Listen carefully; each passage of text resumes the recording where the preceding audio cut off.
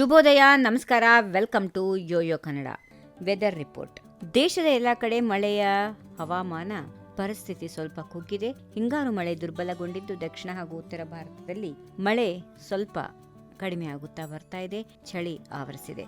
ಛತ್ತೀಸ್ಗಢ ಮತ್ತು ಮಹಾರಾಷ್ಟ್ರ, ಕರ್ನಾಟಕ, ಒಡಿಸ್ಸಾ, ಪಂಜಾಬ್, ತೆಲಂಗಾಣ, ವಿದರ್ಭ ಮತ್ತು ಪಶ್ಚಿಮ ಮಧ್ಯಪ್ರದೇಶ ಈ ರಾಷ್ಟ್ರಗಳಲ್ಲಿ ಡಿಸೆಂಬರ್ 15ರವರೆಗೂ ತೀವ್ರ ಚಳಿಯನ್ನ ನೋಡಬಹುದು, ಹೀಗೆಂದು ಭಾರತೀಯ ಹವಾಮಾನ ಇಲಾಖೆ ಎಚ್ಚರಿಕೆ ನೀಡಿದೆ. ಕರ್ನಾಟಕದಲ್ಲಿ ಕಳೆದ ತಿಂಗಳು ಇಡೀ ಮೋಡ ಕವಿದ ವಾತಾವರಣ, ಮಳೆ ವಾತಾವರಣವೇ ಇತ್ತು. ಆದರೆ ಇದೀಗ ನಿಜವಾದ ಚಳಿಗಾಲ ರಾಜ್ಯದಲ್ಲಿ ಆರಂಭವಾಗಿದೆ. ಬೆಂಗಳೂರಿನಲ್ಲಂತೂ ಈ ತಿಂಗಳು ಆರಂಭದಿಂದಲೇ ವಿಪರೀತ ಚಳಿ ಇದೆ.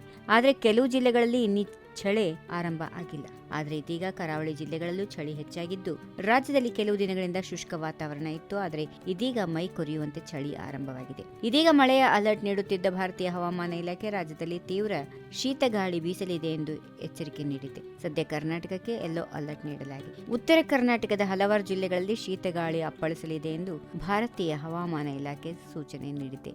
ಮುಂದಿನ 2 ವಾರಗಳಲ್ಲಿ ತಾಪಮಾನವು 7 ಡಿಗ್ರಿ ಸೆಲ್ಸಿಯಸ್ನಷ್ಟು ಇಳಿಕೆ ಆಗಬಹುದು ಎಂದು ಹವಾಮಾನ ಇಲಾಖೆಯ ಅಧಿಕಾರಿಗಳು ತಿಳಿಸಿದ್ದಾರೆ. ಇನ್ನು ಈ ಶೀತಗಾಳಿಗಳು ಸಸ್ಯಗಳ ಮೇಲೆ ಪರಿಣಾಮ ಬೀರುವುದಲ್ಲದೆ ಜನರ ಆರೋಗ್ಯದ ಮೇಲೆ ಕೂಡ ಪರಿಣಾಮ ಬೀರಲಿದೆ ಎನ್ನುವ ಎಚ್ಚರಿಕೆಯನ್ನು ಅಧಿಕಾರಿಗಳು ನೀಡಿದ್ದಾರೆ.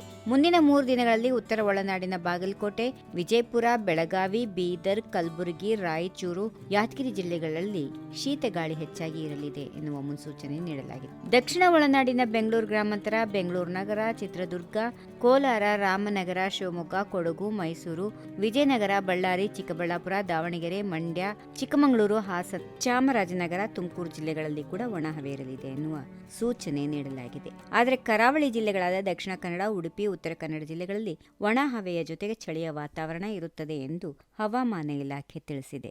ಈ ವಿಡಿಯೋ ನಿಮಗೆ ಇಷ್ಟವಾದಲ್ಲಿ ಲೈಕ್ ಮಾಡಿ, ಶೇರ್ ಮಾಡಿ, ಸಬ್ಸ್ಕ್ರೈಬ್ ಮಾಡಿ.